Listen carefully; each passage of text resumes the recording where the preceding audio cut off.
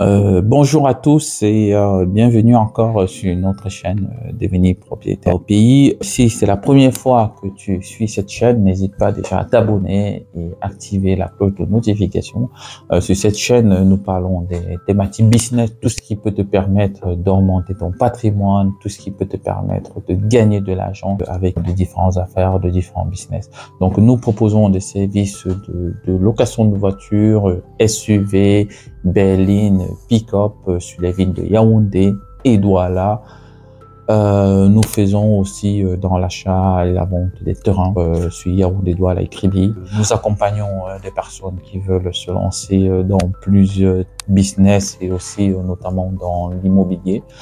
Donc aujourd'hui, c'est un jour spécial. Je vais te parler des erreurs à éviter. Voilà. Donc là, j'ai pu vous présenter dernièrement pourquoi est-ce qu'il faut investir. Mais il faut investir de manière intelligible. N'oublie pas hein, le mot intelligible. Voilà. Donc du coup, il y a des erreurs à éviter. Du coup, la première erreur, c'est vraiment l'emplacement. Donc voilà, quand tu cherches un bien, il faut cibler le bon emplacement.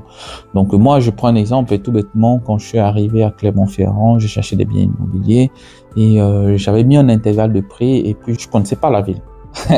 Je connaissais pas la ville et quand je voyais les prix, j'allais toujours visiter les prix qui étaient un peu moins chers. Voilà, je dirais peut-être en dessous du marché, mais c'est pas vraiment en dessous du marché, c'est juste parce que ce sont des secteurs un peu risqués, des secteurs où il y a la vente de la drogue, des secteurs où il y a pas mal de cassos et tout, des secteurs où tu pourras pas trouver des locataires facilement. Donc du coup, l'emplacement est très important. Donc il faut faire déjà une étude de ta ville pour savoir quels sont les secteurs qui peuvent intéresser tes potentiels locataires. Si ce sont des étudiants, il faut être à proximité des universités, des écoles. Si ce sont des travailleurs, si tu fais du Airbnb, il faut être proche un peu du centre, il faut être proche de la gare, des transports en public.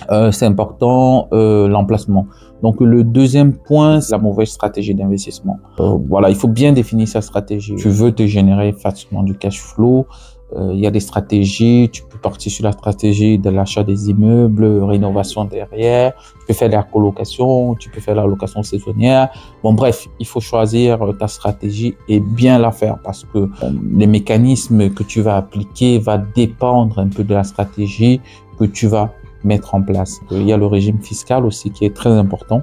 Donc voilà, il faut choisir le bon régime fiscal et il faut éviter tout ce qui est Pinel et autres. On aura l'occasion d'en parler dans les prochaines vidéos. Aujourd'hui, je voulais déjà te présenter ces 3 points qu'il faut forcément éviter quand tu veux te lancer dans l'achat d'un bien immobilier. Voilà, si ça t'a intéressé cette vidéo, n'hésite pas à t'abonner, activer la cloche de notification et partager.